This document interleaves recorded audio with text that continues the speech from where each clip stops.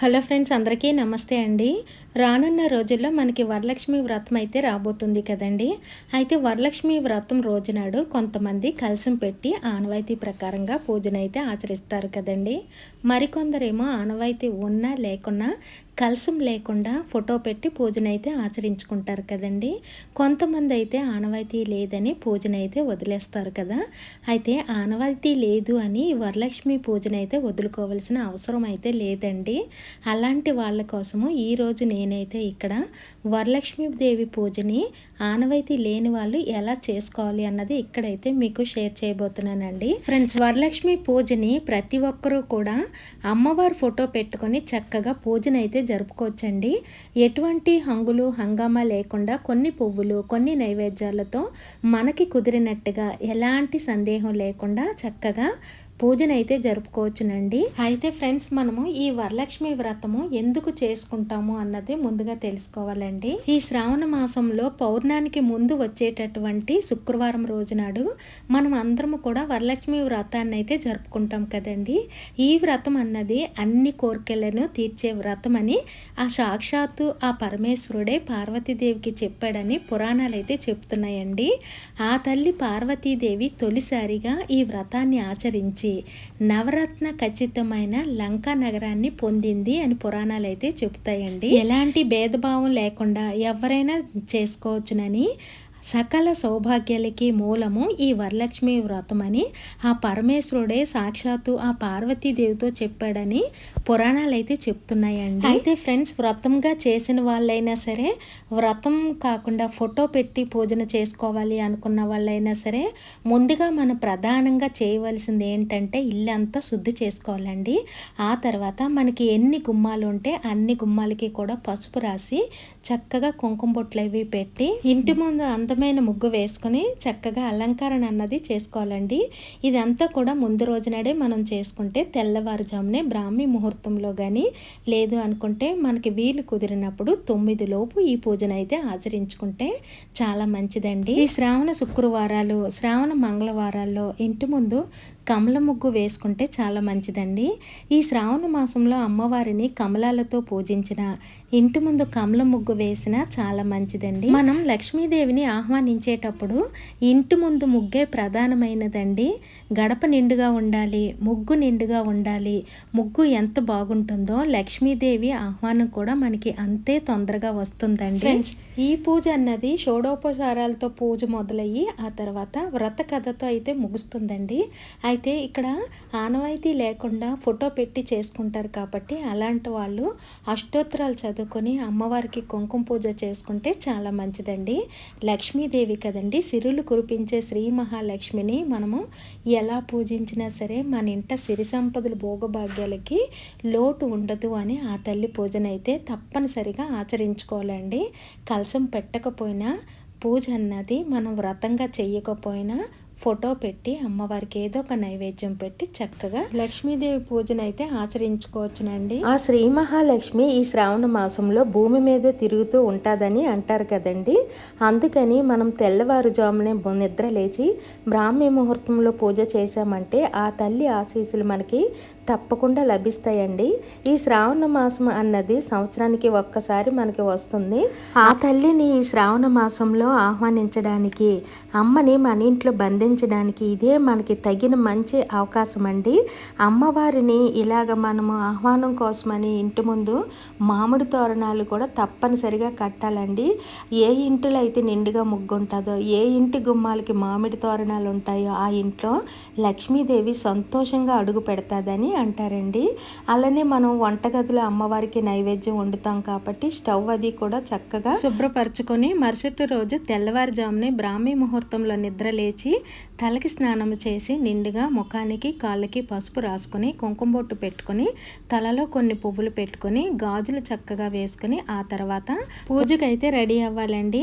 అంటే ముందుగా తులసమ్మకి దీపం పెట్టేసుకొని ఆ తర్వాత ద్వారలక్ష్మికి కూడా దీపం పెట్టేసి ద్వార పూజ చేసేసుకొని ఆ తర్వాత ఇంటిలోని కూడా నిత్య దీపారాధన చేసేసుకున్నాయి. అప్పుడు మనం పూజ పనులు అయితే మొదలు పెట్టుకోవాలండి. ఈ వరలక్ష్మి వ్రతం రోజునాడు మాత్రం మన ఇల్లు అన్నది ఒక దేవ దేవాలయంలా కనబడేటట్టు చూసుకోవాలండి. ఆ తర్వాత అయితే పూజ మనం ఎక్కడ చేసుకుంటామో అనుకుంటామో అంటే ఈ పూజ చేసుకునేటప్పుడు ఈశాన్య మూలలో కానీ తూర్పు దిక్కును కానీ ఇలాగ పీఠాన్ని అయితే ఏర్పరచుకోవాలండి. అక్కడ చక్కగా పసుపుతో కానీ పేడతో కానీ అలికి పద్మ ముగ్గు వేసి ఆ తర్వాత ఇలాగా పూజకు వాడేటటువంటి పీటను వేసుకొని ఆ పీటకు పసుపు రాసుకొని ఇలాగా పద్మ ముగ్గు వేసి దానిపైన కొద్దిగా పసుపు కుంకాలతో అలంకరించుకొని అప్పుడు అమ్మవారిని కూర్చోబెట్టడం కోసం ఆసనానికైతే రెడీ చేసుకోవాలండి. ఆసనము అంటే అమ్మవారి పీఠం పైన ఒక జాకెట్ ముక్కను వేయాలండి. అది మంగళకరమైన రంగుది వేయాలండి. అంటే పచ్చని కానీ తెలుపు కానీ పసుపు కానీ ఎరుపు కానీ ఇలాంటి కలర్లు వేసి ఆ పైన 3 గుప్పుళ్ళ బియ్యాన్ని అయితే వేయాలండి. అమ్మవారిని డైరెక్ట్గా మనం పీట మీద అయితే ఉంచకూడదండి. ఇలాగ బియ్యం పోసిన తర్వాత 2 తమలపాకులను తీసుకొని ఆ తమలపాకులు కాస్త ఆ బియ్యం పైన పెట్టి ఆ తమలపాకుల పైన కొద్దిగా పసుపు కొద్దిగా కుంకుమ కొన్ని అక్షింతలు వేసి అప్పుడు లక్ష్మీదేవి ఫోటో అన్నది తీసుకోవాలండి. ఆ ఫోటో ఎలా ఉండాలి అంటే అమ్మవారు కమలం మీద కూర్చుని ఉండి 2 ఏనుగులు ఉండేటటువంటి ఫోటోని అయితే తీసుకుంటే చాలా మంచిదండి. ఆ ఫోటోకి గంధంతో కుంకుమతో చక్కగా బొట్లు పెట్టి అలంకరించుకున్న తర్వాత ఆ తల్లిని ఆ తమలపాకుల పైన కూర్చోబెట్టాలండి. అంటే అమ్మవారిని ఆసనం చేయాలి. ఇలా కూర్చున్న తర్వాత అమ్మవారికి చక్కగా మనము పూలతో అలంకరించుకోవాలండి. అయితే ఇక్కడ అమ్మవారికి ఈ పూజలోని కమలాలు చామంతులు పెడితే చాలా మంచిదండి. కమలాలయే కమల ప్రియే అంటారు కదా, అంటే అమ్మవారికి కమలం అంటే చాలా ఇష్టము. అలాగే ఈ పసుపు రంగు చామంతులు పెట్టడం వలన అమ్మవారికి బంగారపు పూలతో పూజించినటువంటి ఫలితం అయితే మనకి లభిస్తుందండి. అందుకే కమలాలకి చామంతులకి ఈ వరలక్ష్మి పూజ రోజు నాడు అంత ప్రాముఖ్యత అయితే ఉన్నదండి. ఇంకా అలంకరణ అన్నది మన ఇష్టం అండి. అయితే అమ్మవారు ఉన్న చోట నారాయణుడు ఉండాలి కాబట్టి నా దగ్గర ప్రతిమ ఉందండి, నారాయణుడిది. ఆ ప్రతిమ పెట్టుకున్నాను. మీ దగ్గర ఒక ఫోటో ఉన్న పెట్టుకోండి. పక్కనే లక్ష్మీదేవి ఉన్న చోట నారాయణుడు తప్పనిసరిగా ఉండాలండి. అలాగే చిన్న ప్రతిమ ఉంటే మీ దగ్గర లక్ష్మీదేవిది ప్రతిమ కూడా పెట్టుకోండి. అలాగే గణపతిని మనం చేసాం కదండి, అలాగా ప్రతిమ లేని వాళ్ళు గణపతిలాగే పసుపు లక్ష్మిగా చేసుకొని నారాయణుడి దగ్గర పెట్టుకుంటే మనం అష్టోత్తరాలు అవి చదువుకోవటానికి మనకు వీలుగా ఉంటుందండి. అలాగే అలంకరణ చేసిన తర్వాత మనం దీపం కుందులను కూడా ఒక 2 పెట్టుకుంటే చాలా మంచిదండి. 2 లేని వాళ్ళు ఒక్క కప్ర మీద పెట్టుకున్నా సరే మనం పూజనైతే చేసుకోవచ్చండి.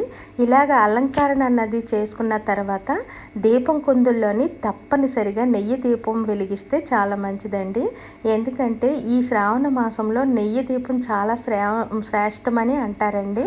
ఆ తర్వాత ఎవరైనా కాసు కొనుక్కునేటట్టయితే ఇలాగా కాసుకి గంధంతో కుంకుమతో బొట్టు పెట్టేసి దారాన్ని తెల్ల దారం తీసుకొని 9 పోగులు దారం చుట్టి ఇలాగా కట్టిన తర్వాత దానికి పసుపు రాసి అమ్మవారి మెడలు అయితే వేసుకోవాలండి.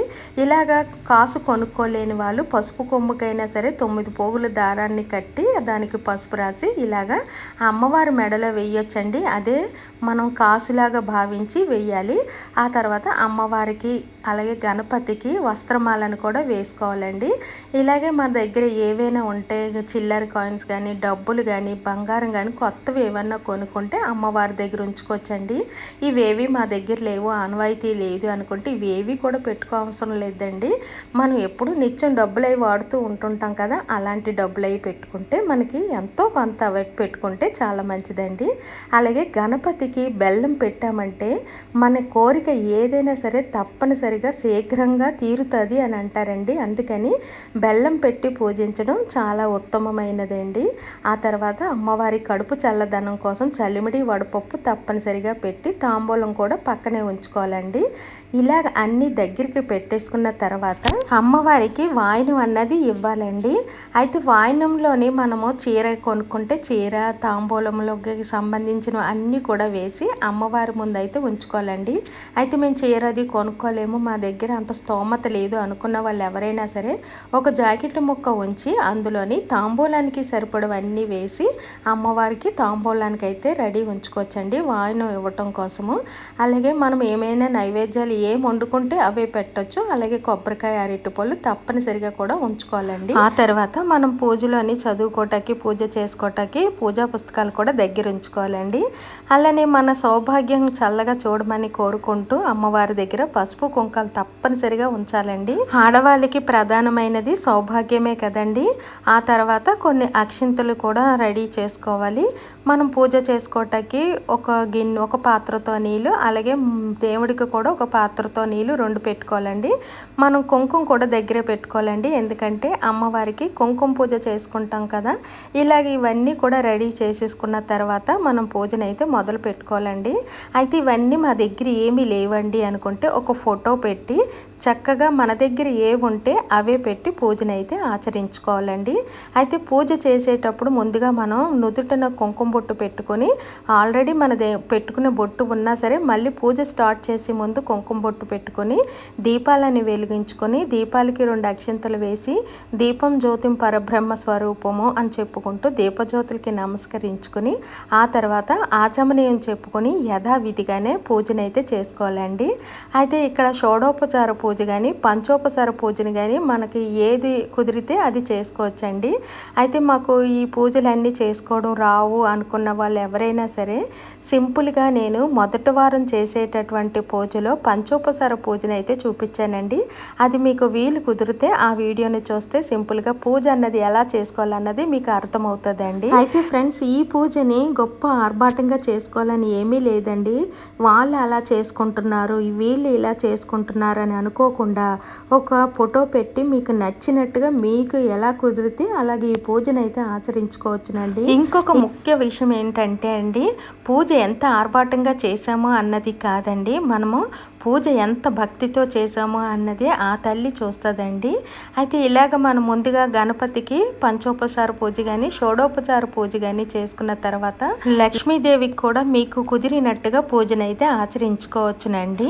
అయితే ఈ పూజ చేసుకునే విధానం అంతా కూడా వరలక్ష్మి వ్రత కథ పుస్తకంలో ఉంటుందండి. మీరు ఆ బుక్ చూసుకుని చక్కగా చేసుకున్నారంటే పూజ అంతా కూడా అందులో ఉండేటటువంటి విధంగా చేసుకోవచ్చునండి. ఆ తర్వాత పూజ అంతా అయిపోయిన తర్వాత అందులో వ్రత కథ ఉంటుందండి. ఆ కథను కూడా చదువుకున్న తర్వాత పూజనైతే చక్కగా ధూపము, దీపము, నైవేద్యాలతో పూజ అంతా కూడా మనం పూర్తి చేసుకోవచ్చునండి. అంత ఈజీగా మనము ఈ వరలక్ష్మి వ్రతాన్ని అయితే చేసుకోవచ్చునండి. మనము లక్ష్మీదేవిని పూజించినట్లయితే ఆ తల్లి మన మీద, మన కుటుంబ సభ్యుల మీద ఎల్లవేళలా చల్లగా చూస్తూ మనకి సిరి సంపదలకి, భోగభాగ్యాలకి, అష్టైశ్వర్యాలకి ఏ లోటు కూడా ఆ తల్లి రానివ్వదు అనే చెబుతారండి. అందుకనే ఈ శ్రావణ మాసంలో మనం అమ్మవారిని ఎలా పూజించినా సరే ఆ తల్లి అనుగ్రహం అయితే మన మీద తప్పకుండా ఉంటుందండి. ఫ్రెండ్స్, ఈ శ్రావణ శుక్రవారాల్లో మనము కుదిరితే ఉప్పు దీపం కానీ, క్షీరదీపం కానీ, కామాక్షి దీపం కానీ ఇలాగ ఏదో ఒక దీపం వెలిగించుకుంటే చాలా మంచిదండి. ఈ రోజు నాడు మన సౌభాగ్యం చల్లగా ఉండటం కోసం ముత్తైదువులకైతే తాంబూలం ఇచ్చుకోవాలండి. ఈ తాంబూలంలో జాకెట్ ముక్క, 2 తమలపాకులు, 2 వక్కలు, 2 ఎండు ఖర్జూరాలు, కొన్ని పువ్వులు, కొన్ని గాజులు, పసుపు, కుంకుమ, 2 అరటిపళ్ళు, 1 కాయిను, అందులోని నానబెట్టిన కొమ్ము శనగలు ఇవన్నీ వేసి ముత్తైదువులకి 3 కానీ 5 కానీ 90 కానీ మన శక్తి కొలది తాంబూలం ఇచ్చుకోవాలండి. అలా ఇచ్చుకోవడం వల్ల మన సౌభాగ్యం చల్లగా ఉంటుందండి. అలాగే మనము ఉదయము సాయంత్రము కూడా ఇంటిలోని ధూపం వేయాలండి. అంటే సాంబ్రాణి నిప్పుల మీద వేసి చక్కగా ఆ ధూపం అంతా కూడా ఇల్లు అంతా కూడా చూపించాలండి. కుదిరితే 2 పూటలు వేసుకోండి, లేదు అనుకుంటే 1 పూట వేసినా సరే చాలా మంచిదండి. అయితే ఫ్రెండ్స్, మనము అష్టోత్తరాలు చదువుకుంటూ అమ్మవారికి వెండి పువ్వులతో పూజ చేస్తాము కదా. అంటే ఒక్కొక్క పువ్వు ఒక్కొక్క నామానికి పెడుతూ పూజనైతే ఆచరిస్తాము కదా. అలానే ఆ పువ్వులు లేని వాళ్ళు మనం నార్మల్ పువ్వులు పెట్టైనా 108 పువ్వులు పెట్టైనా పూజ చేసుకోవచ్చు. లేదు అంటే ఇలాగ వెండి పువ్వులతో అయినా సరే చేసుకోవచ్చును. అలాగేవి కూడా కుదరలేదు అనుకున్న వాళ్ళైతే చక్కగా అష్టోత్తరాలు చదువుకుంటూ అమ్మవారికి కుంకుమ కుంకుమ పూజ చేసామంటే అమ్మవారికి అత్యంత ప్రీతికరమైనది ఈ కుంకుమ పూజేనండి. ఇలా కుంకుమ పూజ చేసుకుని ఆ కుంకాన్ని మనం ప్రతిరోజు కూడా ధరిస్తే చాలా మంచిది. అలాగే మనకి ముత్తైదువులు వస్తారు కదండి, అప్పుడు ఈ కుంకుమ తీసి ముత్తైదువులకి పెట్టినా చాలా మంచిదండి. ఈ పూజ అంటే ఆ లక్ష్మీదేవికి చాలా చాలా ప్రీతికరము. అందుకని వాళ్ళు ఇలా చేశారు, వీళ్ళు ఇలా చేశారు, మాకు అవి లేవు, మాకు ఇవి లేవు అనుకోకుండా చక్కగా ఇలాగా అమ్మవారికి కుంకుమ పూజను ఆచరించుకుంటే చాలా మంచిదండి.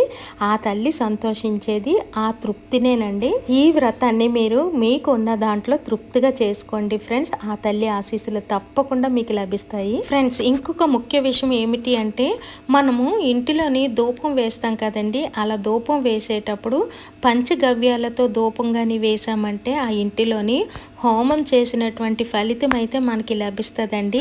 ఆ పంచగవ్య ధూపము అన్నది మన ఇంట్లో ఉండేటటువంటి నెగిటివ్ ఎనర్జీని అంతా తీసేసి పాజిటివ్ ఎనర్జీని అయితే మనకి ఇస్తుందండి. ఆ పంచగవ్యంతో ధూపాన్ని ఎలా వేసుకోవాలి అన్నది నేను మరొక వీడియోలో అయితే మీకు షేర్ చేస్తానండి. ఇంకా చివరగా బుక్లో ఉన్న మాదిరిగా వ్రత కథని చదువుకొని ఆ తర్వాత కొబ్బరికాయనైతే నివేదన చేయాలండి.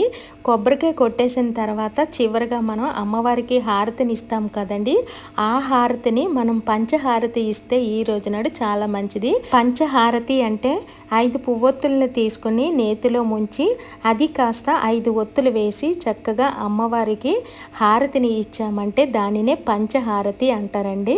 అలా పంచహారతి కానీ మనము ఈ రోజు నాడు అమ్మవారికి ఇచ్చినట్టయితే చాలా మంచిదండి. ఇలాగా పూజ అంతా అయిపోయిన తర్వాత అమ్మవారికి సాష్టాంగ నమస్కారం చేసుకుని పూజనైతే ముగించుకోవాలండి. చివరిగా పూజ అంతా అయిపోయిన తర్వాత అమ్మవారికి మనము చెంపలు వేసుకొని మన పూజలో కానీ ఏదైనా లోటుపాట్లు ఉన్నా తప్పొప్పులు ఉన్నా మన్నించమని ఆ తల్లిని వేడుకుంటూ ఆశీర్వదించమని ఆ తల్లి ఆశీర్వాదం తీసుకుని పూజనైతే ముగించుకోవాలండి. ఇలా పూజ అంతా అయినంత వరకు మనం ఏమీ తినకుండా ఉంటాం కదండి, అయితే ఆ టైంలోనే మనము ముత్తైదులకి తాంబూలం ఇచ్చేసుకుంటే చాలా మంచిదండి. అంటే ఉపవాసంతో ఇచ్చిన ఫలితం అయితే మనకి లభిస్తుంది. పూజ అంతా అయ్యేసరికి ఆలస్యం అయ్యింది, ఉదయాన్నే అవ్వలేదు అనుకుంటే సాయంత్రం కూడా ఇచ్చుకోవచ్చండి. అయితే సాయంత్రం ఇచ్చేటప్పుడు మాత్రం దీపాలు పెట్టకుండా తాంబూలాన్ని అయితే ఇచ్చేసుకోవాలండి. ఎందుకంటే అందులో పసుపు కుంకాలు వేస్తాం కదా, చీకటి పడిన తర్వాత పసుపు కుంకాలు అన్నవి శుక్రవారం పూట ఎవరికి కూడా ఇవ్వకూడదండి. అందుకని దీపాలు పెట్టక ముందే మనము తాంబూలాలు ఇచ్చేసుకోవాలి సాయంత్రం అయితే ఈ వ్రతం చేసేటప్పుడు మనం అమ్మవారికి కాసు వేస్తాం కదండి, ఈ కాసు కూడా మెల్ల వేసేసుకోవాలి ఆ రోజు నాడే, అంటే శుక్రవారం. అలా 3 రోజులు ఉంచుకుని తర్వాత తీసేయాలి. ఈ శ్రావణ శుక్రవారాల్లో మనము కనకధార స్తోత్రము, అలాగే మహాలక్ష్మి అష్టకము, శ్రీ సూక్తము, లలితా పారాయణము ఇలాంటివి చదువుకుంటే చాలా మంచిదండి. ఇంతే ఫ్రెండ్స్, ఆనవాయితీ ఉన్నా లేకున్నా సరే పూజ చేసుకునే విధానం అంతాను ఈ పూజని మీ పూర్వీకులు కానీ మీ ముందు తరాల వారు కానీ చేసి ఉండకపోయినా సరే ఎలాంటి సందేహం లేకుండా ఈ వరలక్ష్మీదేవి పూజను అయితే అందరూ కూడా ఆచరించుకోవచ్చునండి. ఈ వీడియో కానీ మీకు నచ్చినట్టయితే లైక్ చేసి షేర్ చేసి సబ్స్క్రైబ్ కూడా చేసుకోండి ఫ్రెండ్స్. అండ్ అందరికీ కూడా వరలక్ష్మి వ్రతం శుభాకాంక్షలు అండి.